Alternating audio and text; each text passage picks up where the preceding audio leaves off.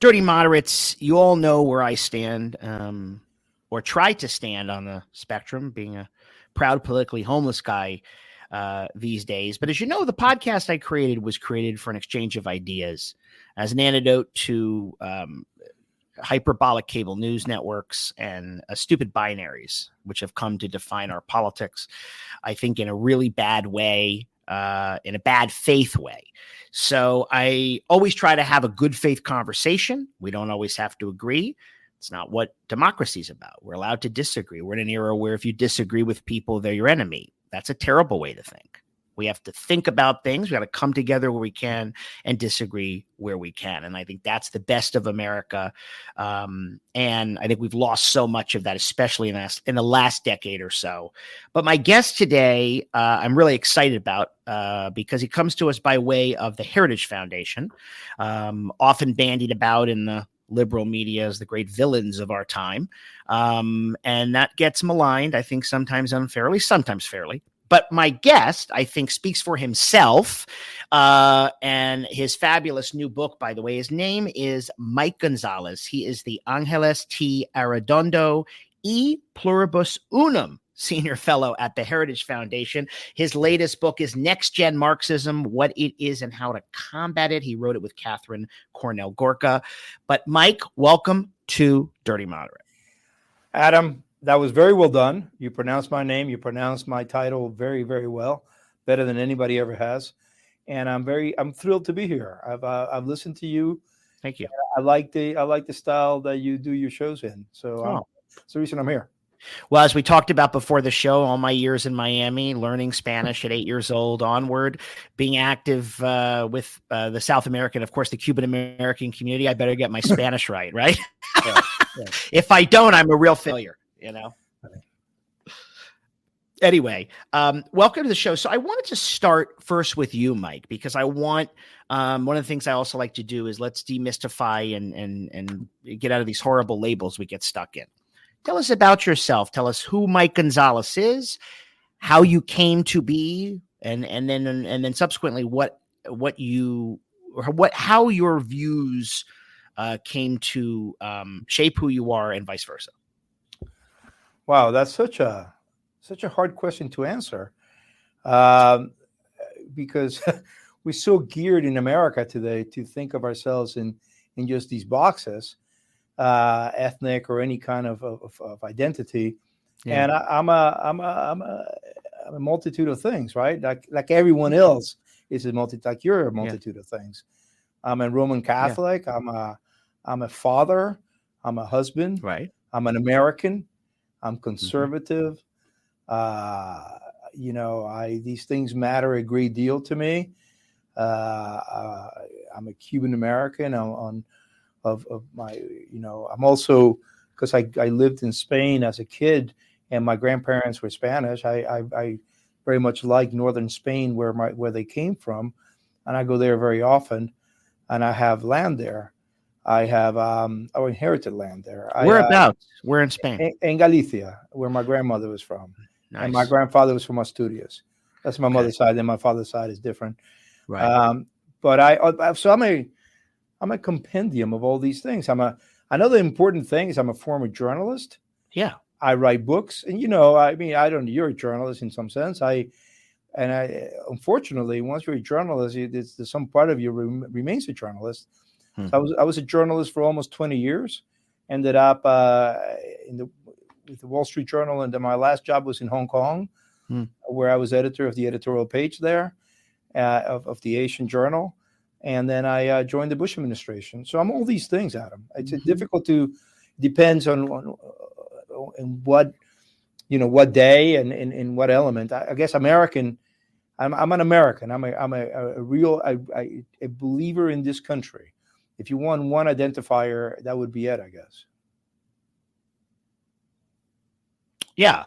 Well, I mean, I'm very patriotic. I think if you read my press materials, they call me a patriotic provocateur because I do believe in America, and I've seen the erosion of faith that, and I don't mean religious faith because I'm not particularly religious. I mean in national faith, in our ability to become Americans. Like you said, it's hard because you seldom get asked, these questions of what box you're in, and you don't have to be in a box like I don't have to be in a box. You saying you're an American first is what I say. I don't say I'm a Jewish American, I'm a this American, I'm an American first. And that idea, that animating idea, which is really so foundational to the country's DNA, is what makes us exceptional.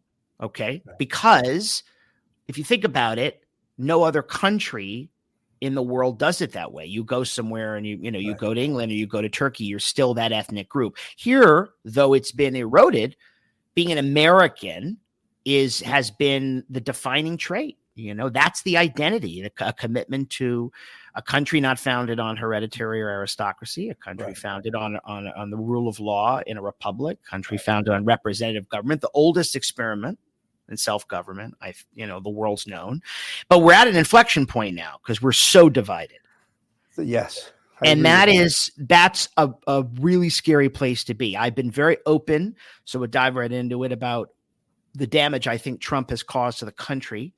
And I know you're not representing Donald Trump, but I'm just saying this because I do think that of the small c conservative principles that I hold, he doesn't hold them. That does not by any means mean that I have come to endorse leftist positions. I'm not a leftist. I'm not a progressive. I don't associate with them. I have very friends that are, but I don't subscribe to those ideas. So it leaves me somewhere in the middle. I've been batting for Team Blue because I feel like I don't have much of a choice. Give us like a little bit of insight into where you are and the work you do. Yeah. Well, that's so interesting that you just said that, because I just had this conversation, which I've had before with a good friend of mine. And I was saying to her, what I don't get is the people, the conservatives, the former conservatives, who don't like Trump. They don't like the fact that he's so personal. They don't like his personality. They don't like, many aspects of Trump have abandoned a lot of conservative principles that they used to hold. And I don't want to name names because these used to be my friends, but people that you can imagine who I'm talking about. Yeah. And I don't really understand that. I get that. I get somebody not liking Trump. I get that. But why abandon positions that you have held to all your life, that you were a public advocate of, that you were a promoter of? One of these people, very well known. I don't want to dump on him or mention his name because I like him. Okay. He said last year, I'm evolving on abortion. That's basically saying I have changed my position on abortion. I'm waiting 6 months to tell you about it. But how, really, because of Trump, something as fundamental as that? And so I don't get that. So I'm very happy that the way you described it, the way you did it, and I get all that. I don't, as I said to you before, I don't get party political. I like ideas. I'm going to leave it there, but I don't get the people who have abandoned lifelong positions. Right. Of course, I can't speak to, and I know, look, I probably am, I am not a gold card member, but I'm definitely in there somewhere with the Never Trumpers, many of whom are former conservatives. I come at it from the Democrat. I was raised a Democrat. I worked for Bob Graham of Florida in the Senate. And then I left the party about 5 years ago, actually, before this podcast, because of Israel and other social issues that, sent me packing. I think that the Bill Clinton's Democratic Party does not exist. But I haven't been able to find any kind of comfortable home in a Trump party. When you say, and I want you to be able to speak so that people don't personally like Trump. Do you mean you feel like you can understand how he's off-putting and his personality is over the top and divisive and all that, but yet his positions are okay? Is that what you mean by personal? I just want to get clarification. I liked many of his policies. Okay. I liked many of the things he did. Most of the things he did, in fact. Can we talk about them? Because again, in a good faith way, because I have this thing with Trump, because I'm happy to engage in policy. Talking about people who tweet the way he does, after a while, how much can you talk about that? No, I do think it's unpresidential, but he passed a big tax cut. He did. Okay. In 2017. When you say you like his policies, because I wanted to bring up some of the things he says he wants to do. Some of it ties into what you're not, maybe not you, but what's going on at the Heritage Foundation. What other policies did you like? If you had to articulate them besides the tax cut, what are they? Because I don't know what they are. I liked, for example, how he banned the use of DEI and CRT in the federal workforce and in government contractors. Right. I liked that a lot. Okay. I liked the people he appointed. Not all. I didn't get Tillerson. I liked Mike Pompeo. I liked the fact how he closed the border. How he told AMLO, Andrés Manuel López Obrador, the president of Mexico, convinced them. Made him a proposal he couldn't refuse to accept the stay in Mexico policy, and the border was secure. It was not hermetically sealed, but it was not the chaos that we have now. I mean, that was not in I don't disagree with you on the border is a disaster, so you have no disagreement for me on that. That was night and day. I liked the Abraham Accords. Yep, they were great. I liked the fact that Israel was signing or about to sign all these peace accords with its neighbors. In fact, with its neighbors. In fact, as you well know, because you follow the region closely, in all likelihood, the carnage of October 7th, those atrocities took place because Iran ordered it, because Iran wanted to stop Israel from signing a peace deal with Saudi Arabia. Absolutely. And Iran, by the way, and this is the thing that I also helped move me from the Democratic Party, though as an official member of the Democratic Party, having still voted for the majority of their candidates, not all, because I do vote Republican too. The Obama-Iran deal was such a disaster. And Trump walked away from it. And he was right. He was right to do that. He was right. He didn't get credit for the Abraham Accords because the liberal press would never give him credit for in a rational world. Yeah, Adam, he would have gotten a Nobel Peace Prize for that. Okay. In a rational world, because that was a lot more than we have gotten in a long time, if not ever. Russia, Putin, whom I dislike completely and totally, did not invade a single neighbor while Trump was president. You had the frozen conflicts that remain frozen conflicts, but we did not have what we have right now. And he got serious about China. That was very important. Can I bring that up for a second? Well, first of all, I'm with you on Putin, but you could also argue that people like Putin and Kim Jong-un, which I think the majority of people know are awful people, were very successful. Putin, especially because he's a former KGB agent. I had this debate with somebody, or discussion, I should say. We're very clever about how they manipulated Trump and blew smoke up his ass. I mean, you do have to know that Trump is so susceptible to flattery that, Mike, if I came out for Trump tomorrow and started this as a Trump podcast, he would say I have the greatest podcast in the world simply because I like him. You do know that. I mean, that is, I'm not saying change your... But look at the facts. Look at what happened on the ground, Adam. That's what I care about. Did not invade a single neighbor. Yeah, well, that's true, but we also know that. But that doesn't mean that the election of Joe Biden caused the invasion of Ukraine either. Well, hang on a second, Adam. I don't think that's fair. Let me push back gently on this. I actually do think that the casus belli of the Ukraine invasion was Afghanistan.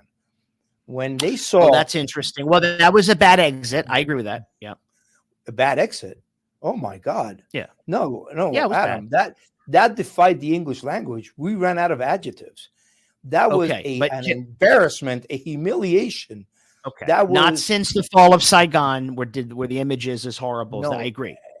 It was just disastrous. Nobody got fired. Agree. Not a single military officer offered his resignation. There was no accountability. Okay. And Joe Biden went on the lawn of the White House, embarked and shouted that it was a huge success.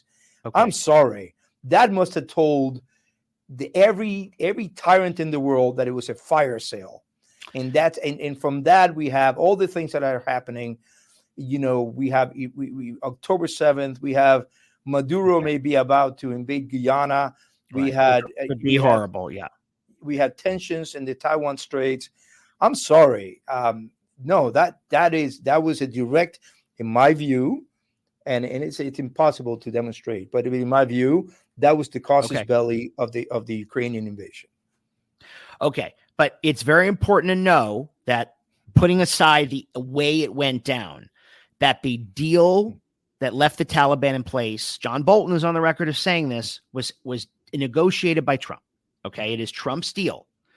Every president wanted Afghanistan. They've been talking about it. Okay, Biden finally did it. It was not handled well, but that was Trump. Okay, but that was Trump's deal to leave it. Everyone's carrying on about the Taliban return. Trump made that deal, and John Bolton is no dove. I know John. Yeah. I'm not sure that abandoning Bagram would have happened under Trump. I'm not. This is and the manner in which Kabul was abandoned. It was just. I've spent time in Afghanistan. I've been there several. I lived in Kabul for a month in 1992, I believe. What was that like?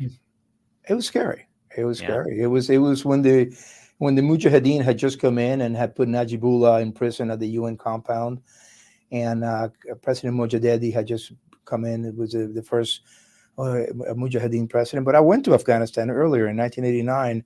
I traveled with the Mujahideen. I traveled with the Hekmatyar people. So I don't know Afghanistan like people who have lived there for years, but I'd studied its history. I have lived there. I have visited there. It was just disastrous, and it led to a lot of the world complete chaos and mayhem we have today, Adam. I will say that very categorically. Okay. Well, look, I'm not defending. I'm not defending that. But let's go to putting aside the global stage, which is very important. Okay, I think we're going to agree to disagree that Trump would be a better operator on a global stage. I think he's a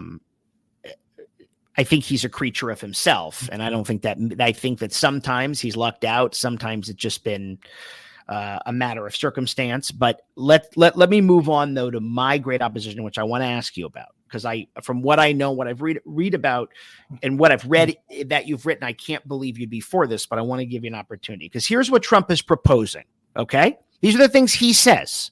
So I want to ask you, know what I mean? Like, people who've left the Republican Party over Trump, again, fair game. There's a lot on here. You have 91 criminal charges, but let's put it aside for a second. Trump tried to stop the peaceful transfer of power. January 6th is unacceptable. We know it was real. It's all Tucker Carlson's full of shit. The images are there to see that. I can't believe we don't agree that all of us can't say that was horrible and this happened. And to me, that is disqualifying. But he's the only president to stop the peaceful transfer of power in my lifetime. But I said that was horrible. I said that the January 6th riot was awful. Okay. I've written that. Well, no, I didn't say you didn't. I'm saying I want to hear what you have to say about it, though. Isn't that disqualifying?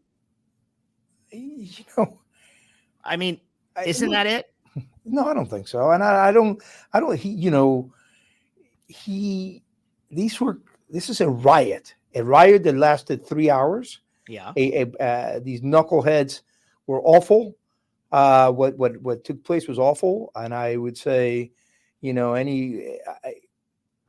not making a comment on the sentences they have received, and we can get into the violence that took place for months prior to that. And in the United States under the on BLM riots. Okay, BLM riots. Well, with me, you have someone who will forthrightly, who did. I never showed time, condemned it. They burned cities, they burned buildings. I'm with you. For you, and if you look at, and if you compare the arrests, the time, the sentencing, the years in prison that were sentenced to, it is not even. It doesn't approximate.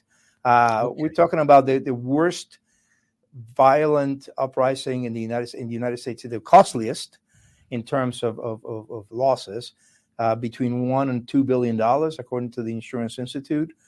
And we have had a deep cultural change that hopefully will not become permanent as a result of these riots. So it's not like we're pristine and we see political violence for the first time on January 6th, because we have lived in a vacuum for the eight prior months. I agree. Oh, listen, I not only was appalled by that, I was appalled that everybody was told if they left their house, they would drop dead, except when the BLM riots and marches started, then you could leave your house. I thought that was bullshit too.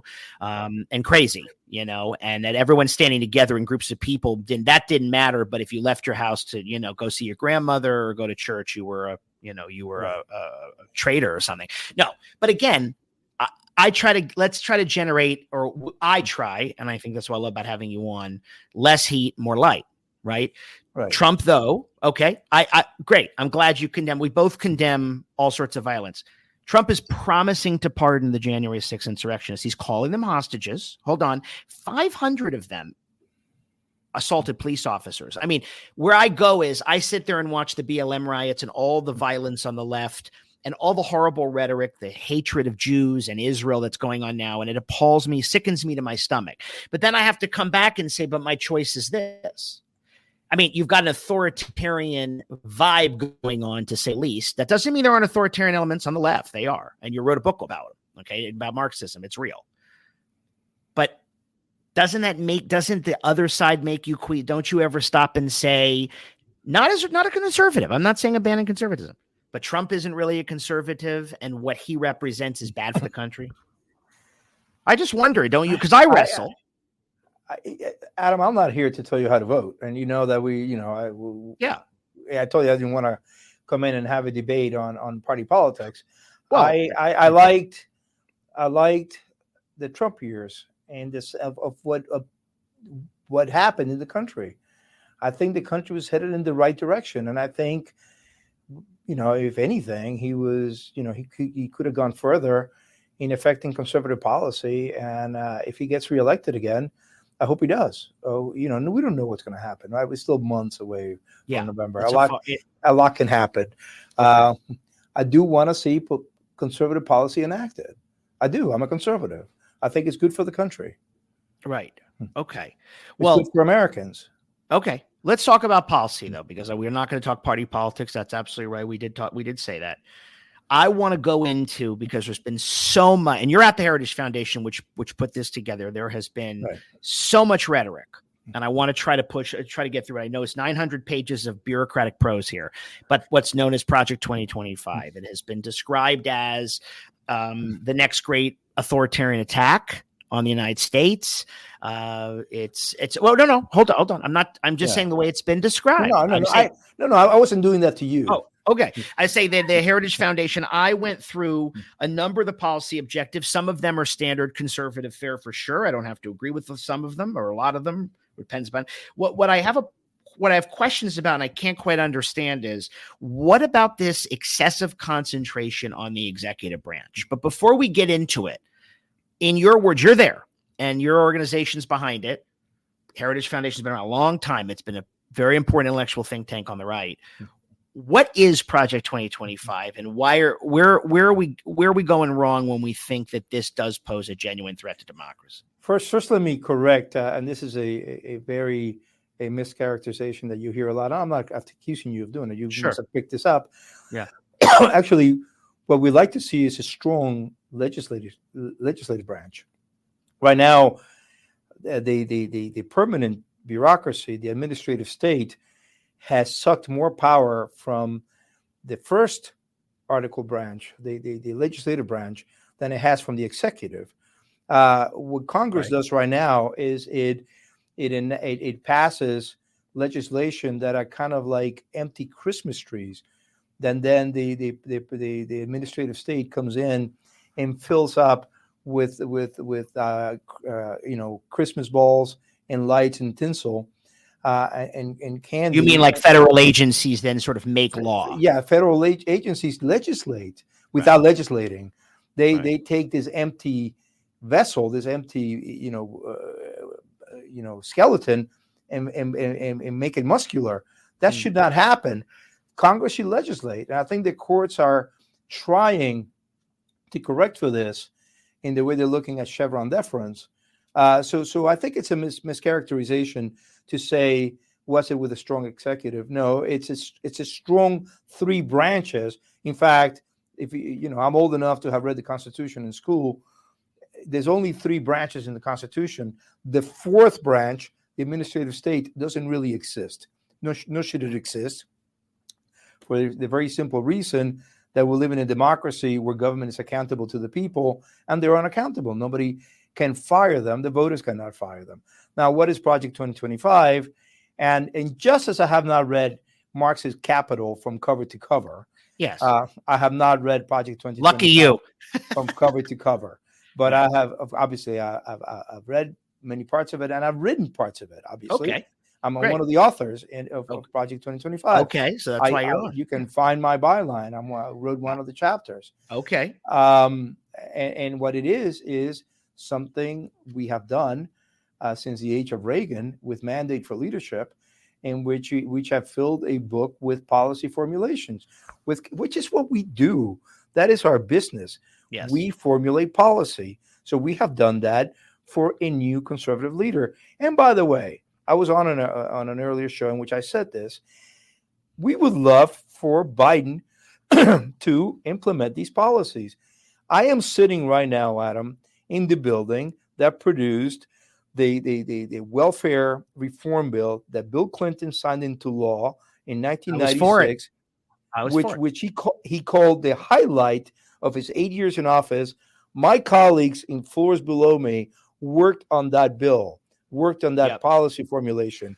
So it wouldn't be the first time that a Democratic president. We would love for Biden to take Project 2025 and implement it, or as many of the. Well, as I said to you, the Democratic Party of Bill Clinton doesn't exist. So well, Bob Graham, you talked about. I worked for Bob Graham. Well, that party doesn't exist. I was a member of that party. There's no Bob Graham. No.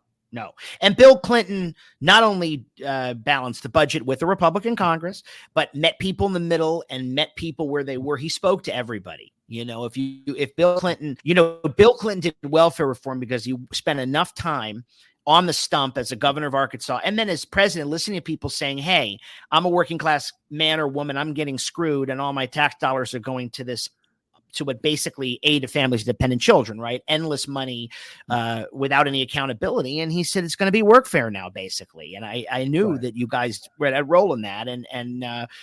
But I'm for that. I mean, that's hardly authoritarian. That was a great policy change that had gone on too long. Right.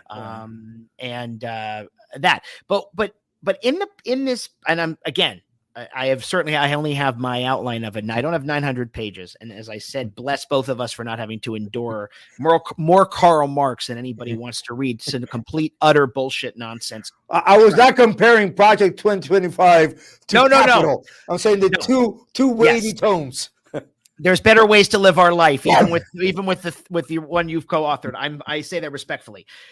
This idea, though, of federal bureaucrats, this immediate firing of federal bureaucrats, of civil servants, I'm not understanding what this does, only because from where I sit, you can't have a bunch of loyalists in any branch of the government. Okay, if we believe in democracy, we elect the legislature. The court is not elected. The Supreme Court's not elected, and the federal government is the purview of the president, but not to purge people that disagree with them in federal agencies. Can you speak to that? Because that's the thing that's getting the most press. Yeah, because they should be giving technical advice and scientific advice. They should not be in policy making. The people vote for a policy blueprint when they vote for a president and when they vote for Congress. Okay. The people vote, and the bureaucrats here in Washington, D.C., of which there are many million, should implement the policies the people have voted for. Oh my goodness, what is so totalitarian about that? That is all we're saying. That if you are a bureaucrat, you have no reason, nor power, nor moral reason to get in the way of policy, to sabotage policy, to slow walk it, to refuse to carry it out. And that is what happens way too many times. I was in government. Yeah. I was a speechwriter in the State Department in the Bush administration. I've been in meetings where people said to me, Mike, you know that but for 537 votes, Al Gore would be president today, right? Yeah. So we should not do what you want done. And I was like, who cares? Who cares? Al Gore is is practicing his second inaugural in front of his mirror now, shaving. He's not okay. president. Well, Mike, I say this respectfully. Al Gore conceded the election. He actually, what was the phraseology that he used? When he in December of 2000. Yeah, he said something, the way he put it. Okay, but I forget the sentence that he used. Mike. Donald Trump has lied. Donald Trump hasn't conceded the 2020 election as of today. That's just lie. He's lied. Not that you're lying, but Trump's lied about it. Come on. But Adam, the point that I'm making is that not what the point I was making about Al Gore is that people in the State Department were telling me, no, we should not carry out this push policy because he nearly did not win. Hey, I'll throw one your way. When people say Hillary Clinton won the popular vote, I say she didn't win the presidency. So what difference does it make? Because California voted her in. So what? That's not what the country voted for. They said more than that, Adam. They said that Trump did not win. They said he was an illegitimate president. That's true. It was a Russian hoax. That's horrible. Stacey Abrams lied too about her election. They said many things. Okay, but you don't hear me talking about it now. No. But hold on. Trump is running for re-election. The third time he's going to be on the ballot, and he's the only president who hasn't conceded an election, and he's still not telling the truth about the election, which is why those knuckleheads, as you call them, and I call them insurrectionists, not everybody who was there who ran into the Capitol, but those that did were acting upon his lies. So, I mean, that's just hard to deny. And I know you condemn January 6th. I'm not saying you're apologizing for it, but one can say that and leave. It's like the way, look, I can be very disappointed about things that a president I voted for supports. My whole thing is we don't have to agree with the president on everything. Well, I didn't mean to trigger you with a reference to Al Gore. No, you didn't. No. I'm saying I'm agreeing that yes, that's a silly example that he 537 votes. I agree, but it's still. But back to this, okay? Back to the permanent state, which is the permanent bureaucracy, which is what we were discussing. I've seen a lot of it in my office framed. I have it framed on my wall. I have how the State Department edited Reagan's speech, the Brandenburg Gate speech. I have it. Yeah. I can email you a copy. Sure. I'd love to see it. I'm not doubting they did. Yeah. Somebody wrote, "Sir, this is a wasted opportunity." I think 16 times they took out Mr. Gorbachev tore down this wall. One of the most famous lines in American history. An amazing speech. One of my favorites. Well, first of all, look. The State Department in this country and their bureaucratic ease and their, Ronald Reagan led with peace through strength. And that's hard for a lot of people to understand. Right. And they don't like that. They like this sort of like mealy mouth bureaucratic. Same Israel now. Well, Hamas shouldn't be defeated because we can't have a war. So therefore everybody should go back to their corners until it happens again, of course. But that's look at that. Look at the many people in the State Department that we hear are seething because we're supporting our friend and ally, the State of Israel, to stay alive by getting rid of a terrorist organization. And the people at the State Department are seething about this. Nobody elected them. Did. Well, there's a famous saying, the State Department is Arabist. You've probably heard that. That's a long time thing. It's just unfortunate. But by the way, can I just go back to something though, because this does relate to what role the president should play. Okay. What? Yeah, is that a question or you're asking me? No, I'm about to finish something. So we all agree that we elect our legislature. I agree. Okay. No matter where you stand on what Supreme Court decision did what, is that the sort of kicking the can to the court on all of these major issues for 70 years. Some conservatives haven't liked it. Liberals haven't liked it. Some say it's been good for liberals. Some say it's bad for conservatives, etc. The legislature, because we have a dysfunctional legislature, doesn't ever seem to do the things it needs to do. So there's like a frustration, right, that comes from, let's say, a Republican Party that wins an election because they feel that they can't get their policies enacted. And then the courts, they rule on things. Democrats do the same thing.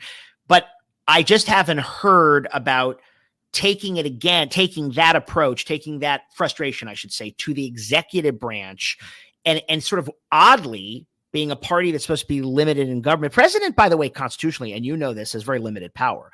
Why are we empowering the executive branch more than we need to because we're angry about what the legislature did or didn't do? That doesn't seem like a co-equal system. That seems like we just are mad the legislature isn't doing what we're doing. Well, that's not what I want to do, and that's not what we okay, want. I'm asking We, you. we want to empower the legislative branch. We want to empower all three branches. Okay. That as the founders intended. Right. We want them to carry out the constitutionally mandated work. Okay.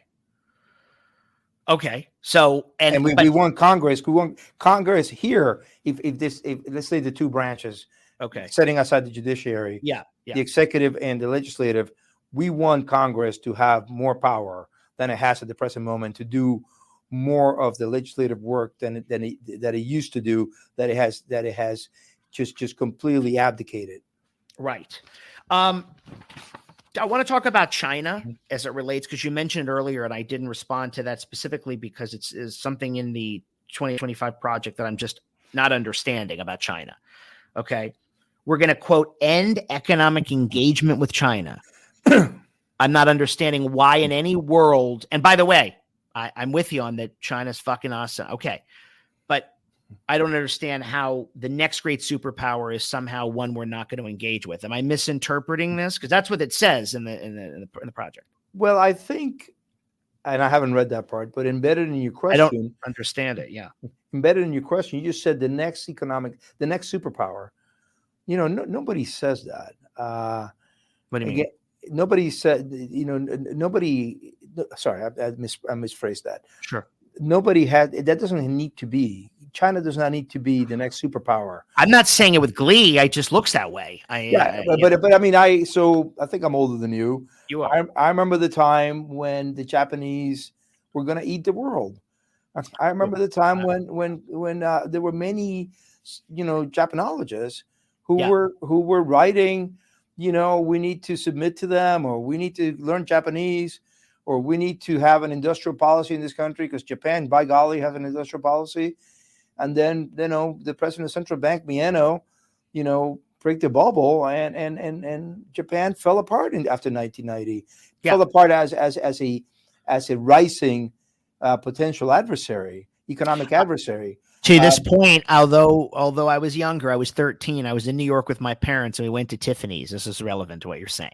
I love and Tiffany's. It was swarms, Mike, of Japanese people in those days around the counter buying like $10,000 Tiffany heart necklaces, like they were buying, I don't know, Kleenex, or just, pack of gum. I mean, it looked as if, you're right, that the power of the Japanese currency and the power of Japan was so great that they were treating our goods and services like they were candy, like with the Woolworths or something. They were putting in the cafes in Tokyo, they were putting gold in their coffee. If that should have been assigned to us. And I remember traveling through Tokyo. I used to cover Tokyo from Hong Kong or from Seoul, two places where I was posted. Yeah. I remember when the Japanese Imperial Palace, the land of it, was worth more than all of Los Angeles. Obviously, that wasn't the case. But it was a time when... So the point I'm trying to make, I don't want to get caught in 1980 memorabilia, is that about 60% of the, and I'm not a sinologist. I've spent 10 years in Asia. But I mean, but it's Trump runs on China, and I never understand the take. I just find it, I don't know, it feels like braggadocio to me. It doesn't feel like there's anything underneath that. But about 60% of Chinese GDP is still the SOEs, the state-owned enterprises. We don't know what state they're in. Their balance sheets are a word that I cannot mention in a family podcast. We don't know what state they're in. You can curse on this podcast. Yeah, I can't because you can't. I know it's not your style. I know you're a gentleman. I understand. but you can curse. I don't mind if you curse at all. So please go ahead. Green light. Thank you. So I tell you, I don't know if I told you this before. I was the editor of the Wall Street Journal Asia's editorial page. Yeah, Hong Kong based. Yeah, based in Hong Kong for 8 years, and I wrote editorials, saying, democratic engagement is going to work because that is going to lead to a political opening. and is going to make the Chinese people free. I was wrong. Today, my very good friend, a very good man, Jimmy Lai, is behind bars in isolation without air conditioning in a Hong Kong prison. He's a man in his 70s. He's going to die in prison without seeing his children again. He's the world's most famous political person. And my friend, Jimmy Lai, and I was wrong. I was wrong in thinking that economic growth was going to lead to a political opening. In fact, what we're doing, because the economic setup is so tilted in their favor, because they don't practice real capitalism, is that engagement with them at this point will only enrich them and make them more powerful. And indeed, that would mean that they would become a superpower and not us remaining the power that we have, having the freedom that we have, having no foreign power be able to dictate our future, but us Americans through the ballot box being able to dictate our futures. So I think that's what's behind that, and I agree with that. That is not braggadocio. That is a hard-nosed understanding of the way China, the People's Republic of China, nothing about the 1.4 wonderful Chinese people practice their style of capitalism, which is not really capitalism. Do you think all the years of China having most favored nations, this goes back to the Bush 41, even earlier than that? Well, Bill Clinton famously de-linked trade from human rights, which is where we are now. We have not, to your point, all the economic engagement hasn't produced political freedom, not to spend too much time in China. But do you think that was a real mistake of American policy? Yeah. Letting them into the World Trade Organization was a mistake. We all made mistakes. I owned up to my mistakes as a writer. Sure. I made a mistake. Yeah, and I don't have to say that. I appreciate. I admit that. I always say on this podcast, "What if I'm wrong?" That's why I love talking to people. And I mean, this is not the be all end all. Everything you see even today is set in stone. I'm more picking your brain, having been a Hong Kong based journalist. Right.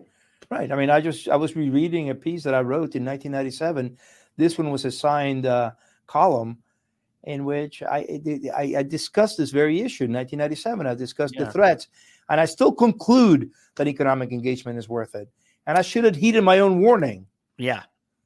As a segue, because I want to get into your book, which congrats, by the way, on the release, folks. This is a very serious book. The title is going to turn off, of course, anybody even remotely with a D by their name or whatever, and it shouldn't, because it's a great history, especially about.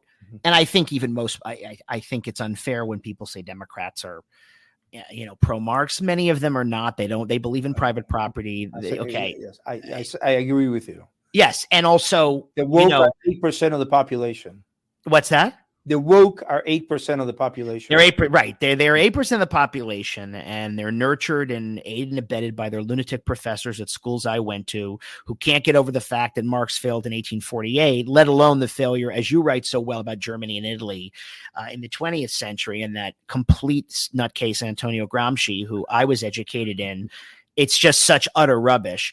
But academia is a lot of rubbish, even though I loved being in it and going to graduate school and learning a ton. I took, critical thinking means reading stuff that even they give you and having critical abilities to say this sucks, but unfortunately there's a lot of brainwashing, which is what you saw after October 7th. However, to the point of Marxism, before we go there, do you still think, though, I mean, you have the Chinese Communist Party, which is a horrible organization that we've been, open with really since Nixon, but they have this sort of weird economic capitalism as long as you cut them into the deal, but they're still political tyrants.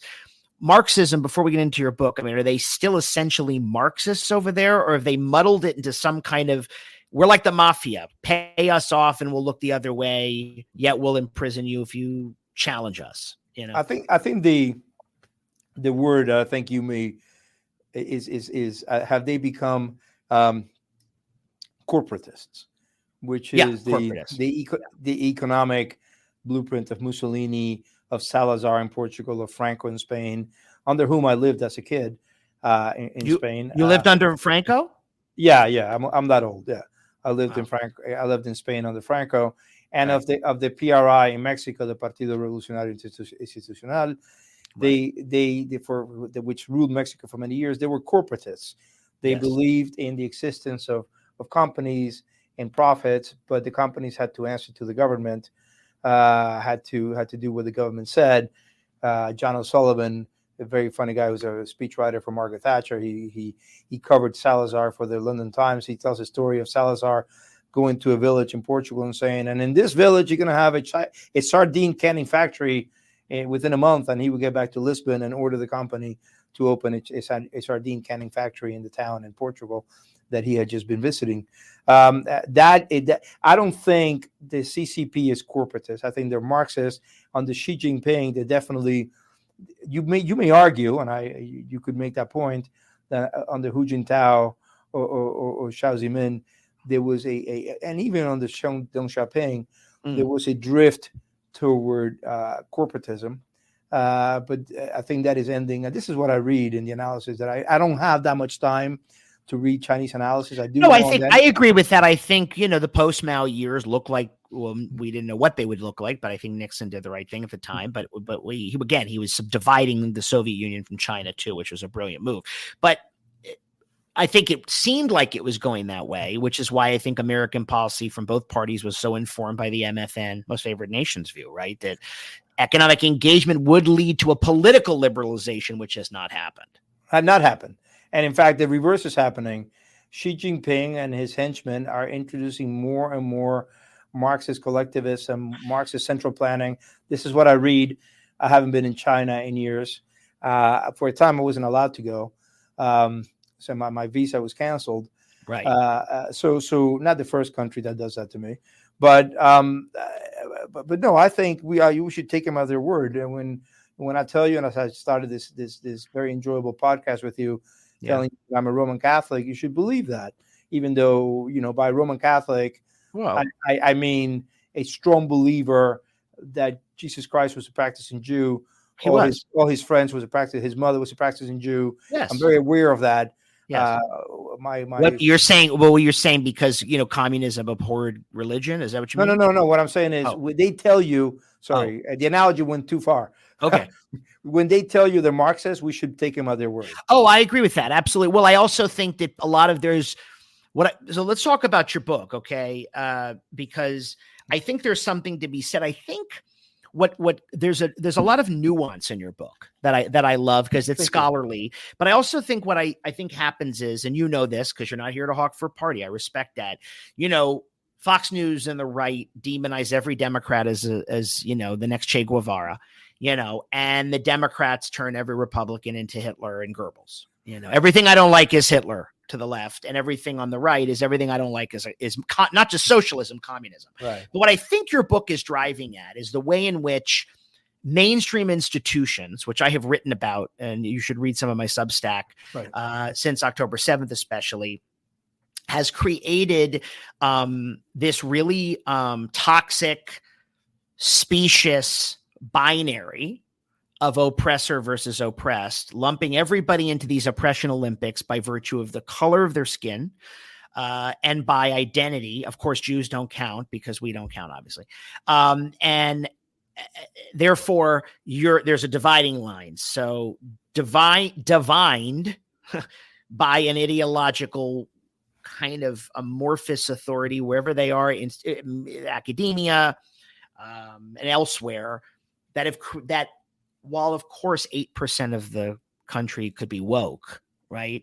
There is a lot of thinking that has poisoned the minds of our young people about hatred of America and hatred of Israel and hatred of everything that, by the way, from the comfort of their own plush mom home that they live in on their flat screen with their expensive iPad can complain about. Adam, you have put this really, really well. I really thank you for reading my book. Sure. It is that nugget, that boiling down of all human relations to a conflict between the oppressed and the oppressor. Right. And that, by the way, comes from the first page of the manifesto of 1848. Right. Marx and his sugar daddy Engels write this, that all of human history boils down to an epic struggle between the oppressed and their oppressors. That, and I want to jump to something else, but to shortcut this, that is what gives us the October 8th effect, which is college students taking to the streets and denouncing the women who were gang raped the people who were incinerated in supporting the terrorists who carried out these atrocities because they have put them into these categories, and the Palestinians are the oppressed and the Israeli Jews are the oppressors. And it's a settler society and it's colonization, blah, blah, blah, blah, blah, blah, blah. So this is why people are rubbing their eyes. People like Bill Ackman and others are saying, wait, Bill Maher saying, wait, I didn't sign up for this. What the heck is this? I'm with them. Right. So that is pure Marxism, but there's many different layers here. And if you could just give me 30 seconds here. Sure. So Marxism goes through, because you read my book, and before this, Marxism goes through an evolution in the 1920s and 30s because of the failure of the Italian and German revolutions. Right. And they begin to ask hard questions. They say, well, culture matters. Marx had this expression of the forces of production, and Gramsci says, well, culture is also a force of production, and culture matters, and they become cultural Marxists, and then these ideas flower here in the 60s.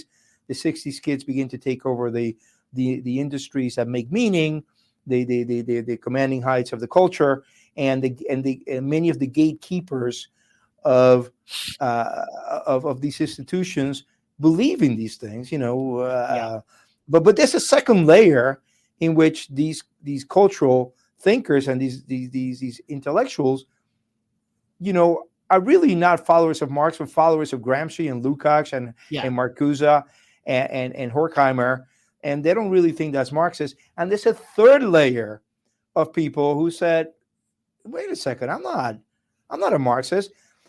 But the analogy I often use is, Adam, if you believe in deficit spending to spur economic growth, and you believe in cutting taxes to throttle economic growth because you fear inflation, you are a Keynesian. Yeah. Whether you have ever read John Maynard Keynes or not, you are a Keynesian. Sure. You and I and English speakers are constantly quoting Shakespeare.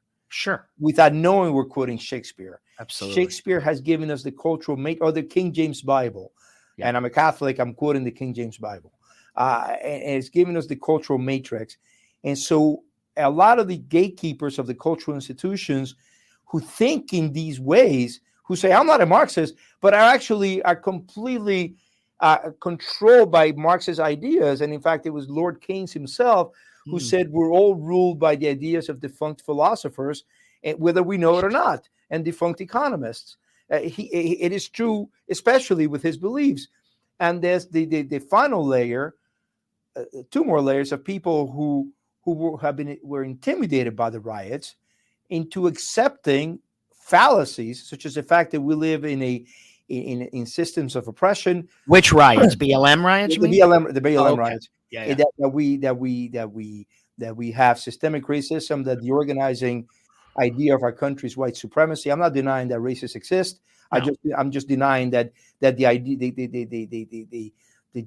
the germane idea of America is white supremacy. It's a fallacy, and they enact a raft of cultural changes that the American people reject and never voted for. That's what I call next gen Marxism. Just to be very clear, thank you for giving me this opportunity to explain it. Yes, of course. No, I mean, I think what I'm driving at is that what Marxist thinking, even for people who do not subscribe to it, because if you literally said we're not going to have a capitalist society, then you'd really see riots, and they'd be on the left too. Trust me, they don't want to lose their DoorDash. But my point, there goes my avocado toast. But I think what I'm driving at is the divisiveness inherent, the revolutionary impulse that's written into Marx's idea of a false consciousness. So you don't know you're oppressed, therefore you should be.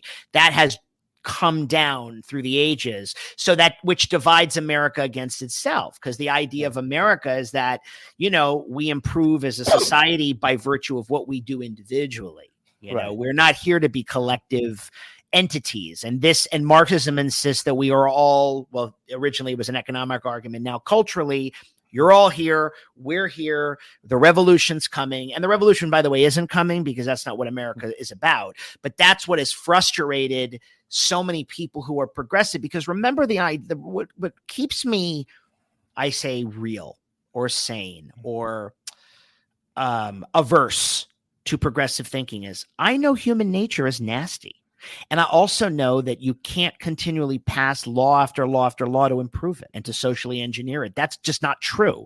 It's utopian thinking. So all we can do in our society is hopefully mitigate the worst of it, right? But protect the institutions that have worked in the United States, from the rule of law to democracy to free markets to capitalism to the idea of unity.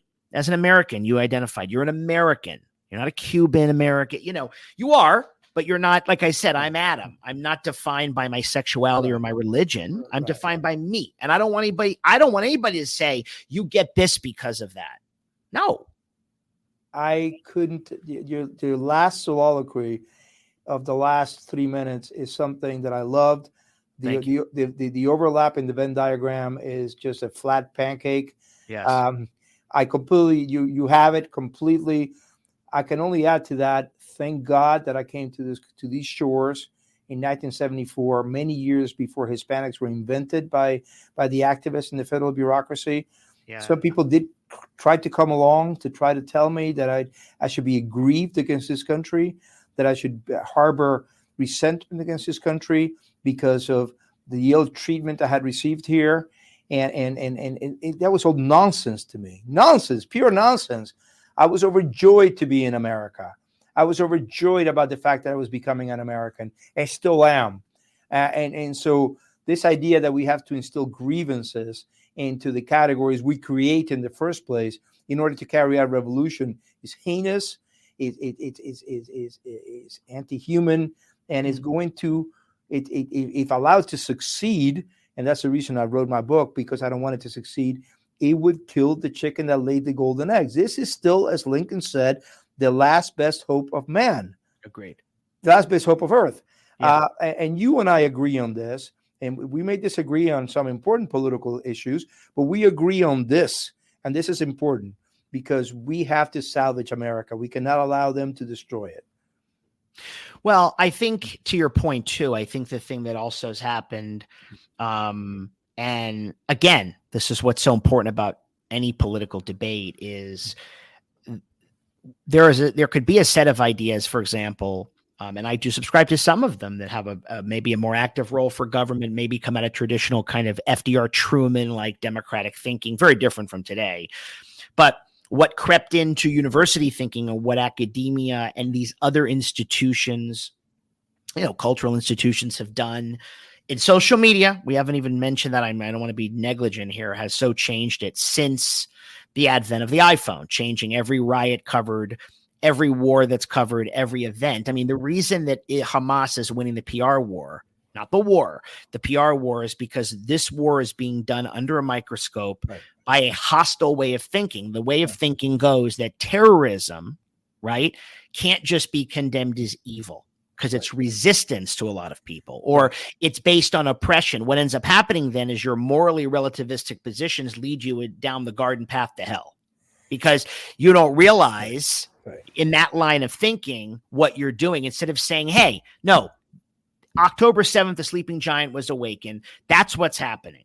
You don't like, it's a tragedy what happened to the workers at Jose Andres' kitchen, but Jose Andres does not govern our foreign policy. Okay, or the world's, and it's horrible. War zones are complicated. I'm not a general, I'm not a soldier, but I'm saying it's who decides these rules. Well, look at how people pile on because there's no world now, right, where we can all just say terrorism is bad. We've got so many people who've been led to believe, oh, we have a villain. Yeah, poor people on October 7th, but what about those people? Instead of saying, if you really care about Palestinian people, you'd never want them living under Hamas. You never would want Hamas to stay in power. Exactly. But there's virtue signalers and liars and clowns and Marxists and all that stuff, through social media. My point of saying this is this is where I think that sort of Marxist way of thinking has become, it's not a gotcha. It's not simple as this is Marxist or that's Marxist, but it's insidious. And as Bill Maher said, if there's one thing one good thing that can come from these heinous acts that took place on October 7th is that it's finally opening the eyes of many people that teaching kids to look at life through this prism of the oppressed and the oppressor is going to produce horrible outcomes. Israel has apologized. Israel will investigate. I think many Americans, including our president, are being very selective when they express outrage. A family was killed in Afghanistan, a family of 7 by an American drone. They were innocent. There was no White House statement. There was no, State Department. Oh, yeah. You talk about Obama or Biden? No, Biden. Oh, yeah. In Afghanistan. Yeah. The same number of people who would regrettably killed Jose Andres' kitchen in Gaza, and nobody's justifying that. What I'm saying is that we have to understand that Israel, if it made a mistake, it's got a free press. It's going to discuss it openly. It is a and democracy. That's key. Remember, Israel has to fight because they are a democracy. Yeah. Not fight. A free press keeps them to a certain degree accountable. I hate the word accountable because I don't think what Israel's doing is wrong. But I mean, in the sense of honest, where Hamas has to answer to nobody. They're not even a state. Right. And look, a free press is so. If some people have said, actually, the studies have been done that there has never been a famine in a country with a free press. That a free press will prevent, because most famines are man-made. Yeah. So it's and Israel has a democratic process where the government, if would be held accountable if it needed to be held accountable. This is a huge difference from a state that is being run by a terrorist group. Sure. That relished and were overjoyed by the killings of October 7th. Right. And our students who have been taught in this next gen Marxist factories that are universities supported that. Yeah. And that should open a lot of people's eyes. And my book explains how we got there. Yeah, no, it does. And as I've said repeatedly, I would have said it before October 7th. I said the moral equivalence makes that moral equivalence between Israel and Hamas. It is obscene and morally bereft. I always say you're just morally bereft. You can think of it as you want. You can come at me with all the facts about Israel's military action. I said, hey, Japan attacked Pearl Harbor. 2,200 Americans were killed. What did we do? Right? What do we do? Now there's debate over Oppenheimer. Japan wasn't going to surrender. So everyone can stop the nonsense. Stop the nonsense. But again, you've got cultural lefties, Japanese. They're not even historians going on TikTok saying, see how evil America was. It's like, oh my God. This is the problem. Everything's being relitigated under a microscope through a presentist lens because social media does it. That's a much larger problem. But, and your book, locates that about how a lot of the early BLM riots 10 years ago or protests were covered by the iPhone and what that amounted to, how the organization built itself through social media. But here we are, right? We have an election coming up, right? How would you, I ask you this because I think you can give an honorable conservative answer. What's a conservative vision for the United States, in your opinion? We few have pillars. We have to. I'm very happy to answer that. We have to undo a lot of the gains that the hardcore left that you and I have been discussing have made. What we're seeing, and I hope this doesn't sound as hyperbole, is in my mind, Adam, cultural genocide. Cultural genocide. How do you mean? Cultural genocide. No, what do you mean by that? The dismantling of the American system, the American culture, and the people who want to do this are very open. The woman that Anthony Blinken, our Secretary of State, just appointed as head of DEI, you can Google it because there's video of her. It's a 10-minute video of her in which she is an American diplomat in charge of upholding, of defending American interests and the interests of Americans. She is saying that we have to dismantle the system of the United States. We cannot allow that to happen. No. We cannot. So I think that's a real extreme view she's taking, is my point. Oh, well, no, I don't think so. I think that, this is what's behind. If you say, Adam, if you accept that we are systemically racist, then the only logical solution is systemic overhaul. Okay? If you say that we're institutionally oppressive, the only institutional overhaul. And no, America can be improved, should be improved, needs to be improved. I agree with you. You take on humanity. We're flawed. We have bad chips. We're never going to have utopia. And it's okay. By the way, it's also okay to say America can do better in areas of race and class. We can do better. That doesn't mean that you that's my statement. Not and America has done better. Yes. I don't know how. Well, I mean, we have to honor progress. No, we've made progress. Of course, this isn't 1950. But you may. Do you remember the? Oh no, you don't remember the 70s. I remember the 70s. The stuff that went down in the 70s would not be acceptable today. No. That's progress. Yeah, of course. That is good stuff. The civil rights. The fact that if you and I owned a lunch counter in Alabama. Yeah. In 1963, and we wanted to sell a sandwich to a black couple, we would be prevented by the law from doing that. Of course, yeah. That does not happen anymore. That's not that is incredible progress. Yes. We have to celebrate it and cherish it. Who was this I was saying the other day? I think it was Coleman Hughes. And he's great. But Jonathan Haidt also says this, yeah. And this data to back it. In 2013, all racial groups were saying that racial relations were great, that they had never been better. What happens in 2013? The Black Lives Matter gets. Well, you see, that's Jonathan Haidt.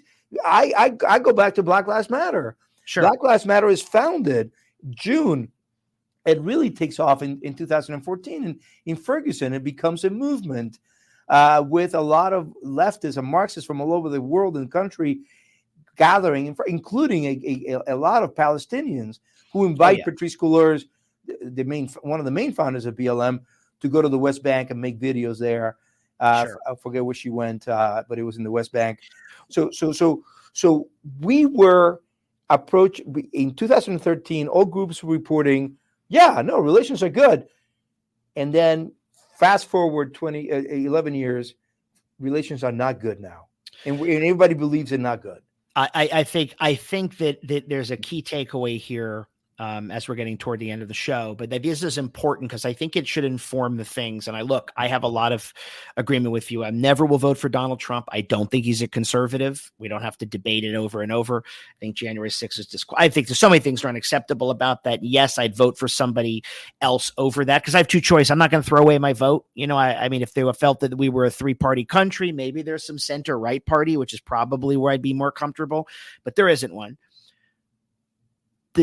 The performative outrage, the videoing, which I just was saying about the war being under a microscope, the constant TikToking, the constant outrage that's being stoked online has provoked and divided and misled us in so many ways. Have harmed race relations, have harmed. That doesn't mean that doesn't mean things can't be improved, but have led people to believe that the world is one big hell in a handbasket and let's keep videoing it till we reach the apocalypse or something. Some of it's crazy.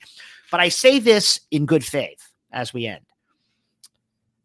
I think that the country needs two honorable parties. I want a center right or Tory. I mean, you can call it conservative or whatever, counterweight to the Democrat. We can't just have the Democrats and a party that's Trumpist. That to me is not healthy for the country.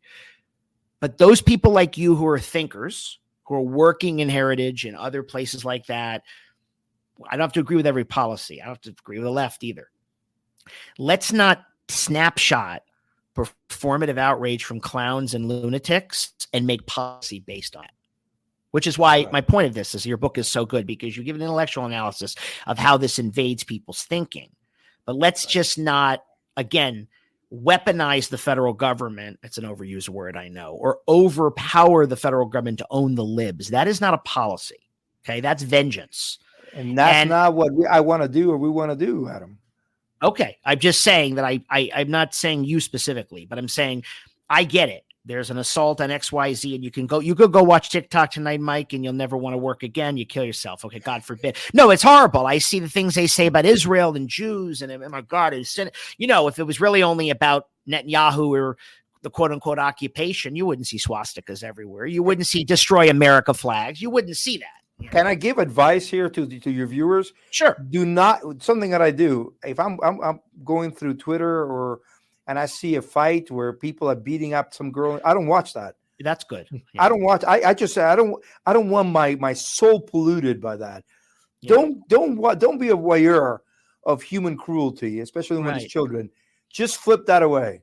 Right. And the images are there. And, I mean, speaking of that, and this is sort of contradicts what you just said, but, out of sensitivity to the victims, only certain people have been allowed to see the 47 minutes of tape of GoPro of Hamas's savagery, which is what it was. Right. And if you notice, that has not been released to the world, but they will show you a dying but they will show you every dying child and whatever, which of course can be heartbreaking. But you say, the world, there's a part of me, right? I don't like voyeur cruelty, but there is a part of me, and I still don't know where I stand, that wishes the world could see this, to see the rape and the torture and the mutilation, only because the images have cast such aspersions on the only democratic ally in the Middle East to such a point. Now, that's not, thankfully, my members of my family weren't murdered, and they wouldn't want that, I'm sure. But that is different.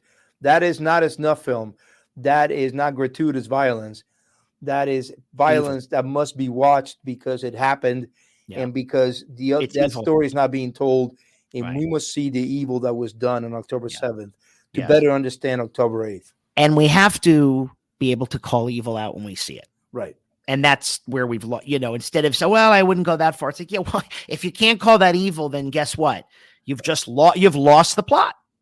Right. And that's been a big issue. But again, stems from a lot of the things you're talking about. Mike, before you go, is there anything you want to say before we close out? Any nugget, anything? Adam, my wife is a former BBC producer, and she always warns me, when a journalist says, "Is there anything else on your mind you'd like to discuss?" Just walk away.